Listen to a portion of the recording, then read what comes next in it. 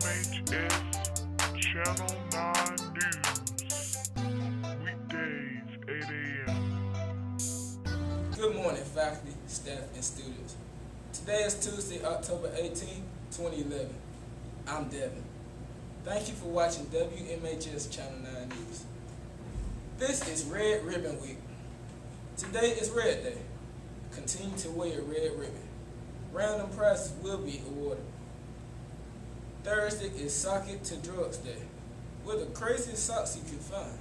McCormick County Relay for Life kickoff and recognition program will be held this evening at 6 p.m. in the MMS cafeteria. Our schools are being recognized for 100% participation in the Relay for Life program. JV basketball cheerleading trials, Monday, October 31st through Wednesday, November 2nd, from 4 to 5:30 p.m. in the high school cafeteria. Must have a physical to try out. Come dressed in school colors and tennis shoes. See Ms. Anderson in the math departments for more information. Tryouts for the JV girls basketball team will begin on Monday, October 31st, from 3:15 until 4:30 in the high school gym. You must have the proper attire each day in order to practice. Also, you must have a completed physical form on file before you are allowed to participate in trials. Congratulations to the Marching Chiefs for doing a spectacular job of marching in Benedict's homecoming parade this past Saturday. Marching band will resume on Tuesday and on today and Wednesday. Now over to Nathan for the remainder of our announcement. Thank you, Devin. Let's congratulate the JV football team for a victory against Ware Shoals Hornets, 26-14. Sports events for this week. The JV football team will play Dixie at home on Thursday, 7 p.m. The varsity football Chiefs will play Dixie in Dixie at 7:30 p.m. Please support our Chiefs.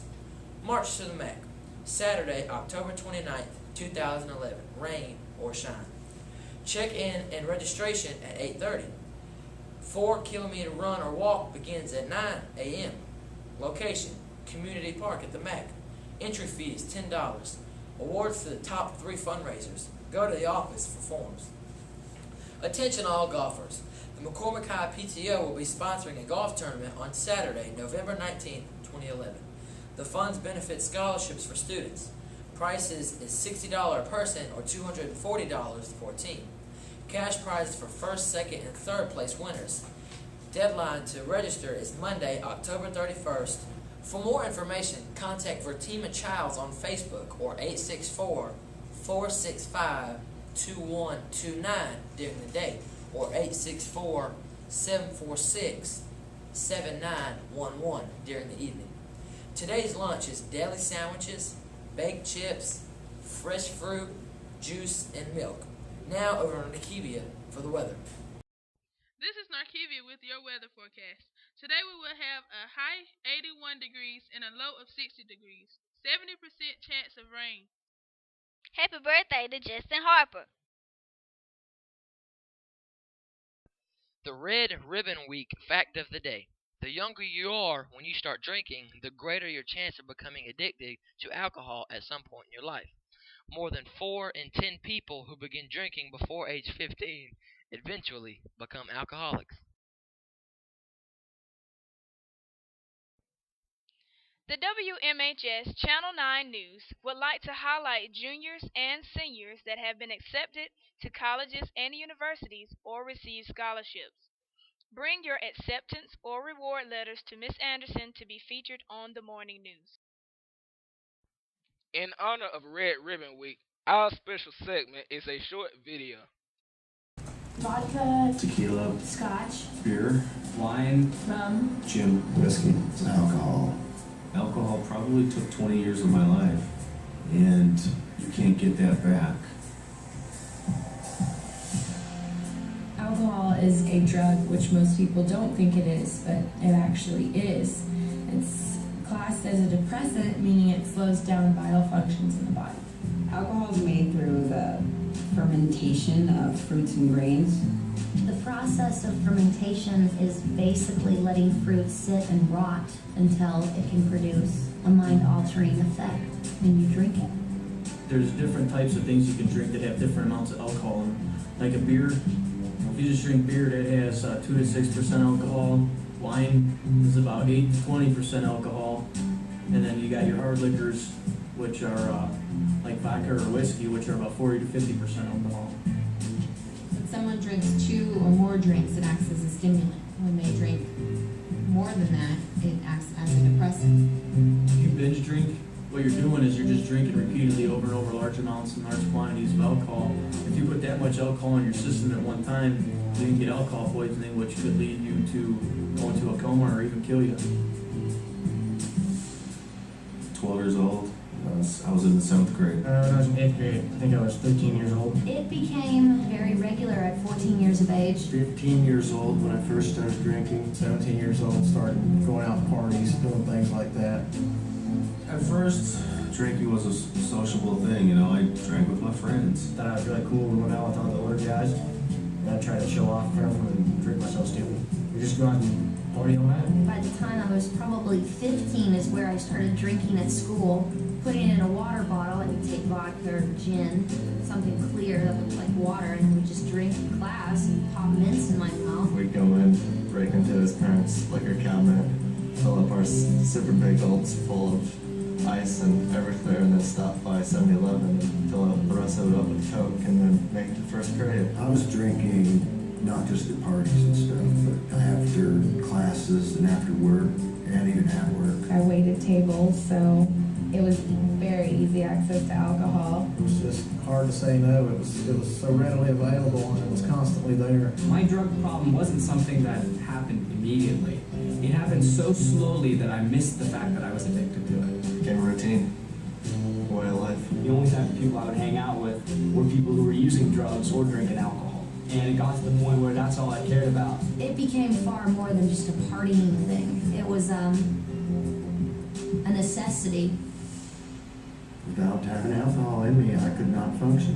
We kind of became a loner because all I ever wanted to do was just drink and drink and drink. It felt like it was my only friend. It felt like that it was always there for me. Somewhere, you know, when things were going bad, I could always have a few drinks. Well, for me, it was never a few drinks. It was always a lot of drinks. I was consuming about 30 beers a day, a whole case of beer, and 3/4 of a gallon of light rum. I would essentially have that and black out every night. I could do nothing but drink 24/7, drink, pass out, drink, pass out. I literally started drinking so much that I would shake if I didn't have a drink. When I would not drink, I'd get extremely sick, deathly sick. Just really achy all over, and you have headaches, and you're so dehydrated that you have no energy. Alcohol had been, in and out my body so much that I had to pour away some of the lining of my esophagus, and blood was creeping in. I was a physical disaster. I was that far in my addiction of physical withdrawal that when I shut that alcohol intake off, my body tried to shut down. The actual withdrawal from alcohol will kill you, for one thing. It's too intense. Your body has no vitamins, or it's dehydrated, and you have DTs, seizure to death. It's terrible. I got a phone call, that my father was in the hospital and that he was really, really sick. And that he wasn't going to make it. So the next day I got on a plane to go home. And my only way to confront this was to drink alcohol. So I showed up at the airport pretty drunk, and my family, saw me there, and, they didn't know what to say. The worst thing about it is that my father was kept conscious so that he could see me before he passed away. But instead of disgracing his memory, they put him on life support. I had gotten kicked out of this bar for fighting. I was beyond drunk, and I was attacked and raped. And I went home, and I stayed in my apartment for a week. My mom would come knocking on the door. I'd pretend I wasn't home. I felt like it was my fault. I was the one that was at that bar. I was the one that was getting drunk. I went home, and I had a roommate.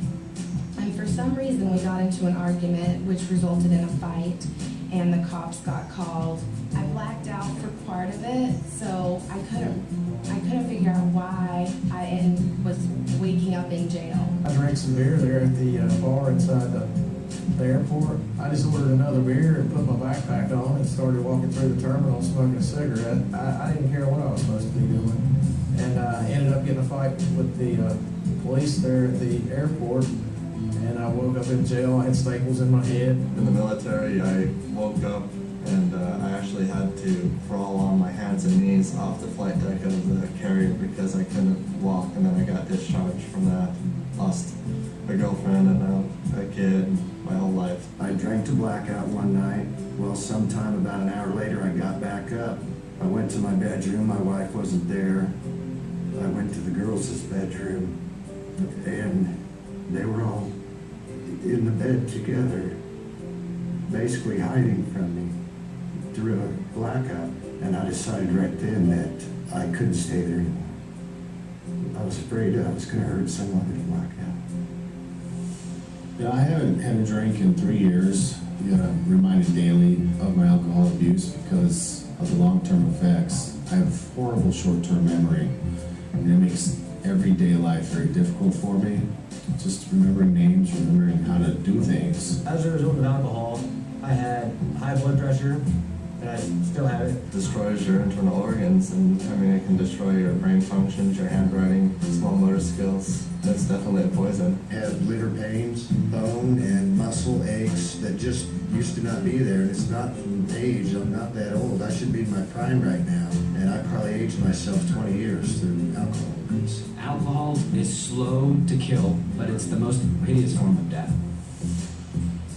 If I had known how sneaky and dangerous and insidious alcohol is, if somebody had kind of told me, and if I had known that it's not this symbol for a good time, I think that would have made a difference. It's not like some of the other drugs that instantly after your first time you're hooked and you're addicted to it. A lot of times, you know, most of my friends didn't even like the taste of beer when they first started drinking. It started out as something that was fun, something we did on weekends. How it progressed to an everyday, all-day thing is beyond me. I have no answer to that. I do not understand how that happened, but it did. It's nothing but misery. The last 12, 13 years of my life, I've spent probably over $500,000, and over 4 or 5 years of that has been institutionalized, whether it be in a alcohol treatment rehab facility or, incarcerated.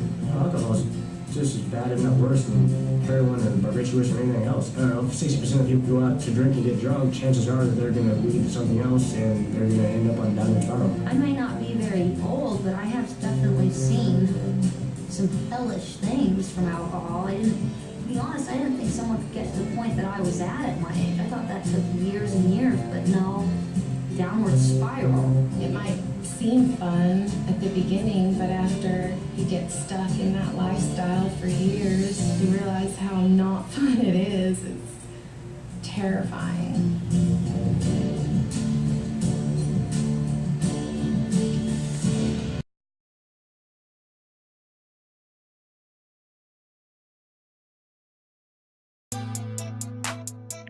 WMHS Channel 9 News.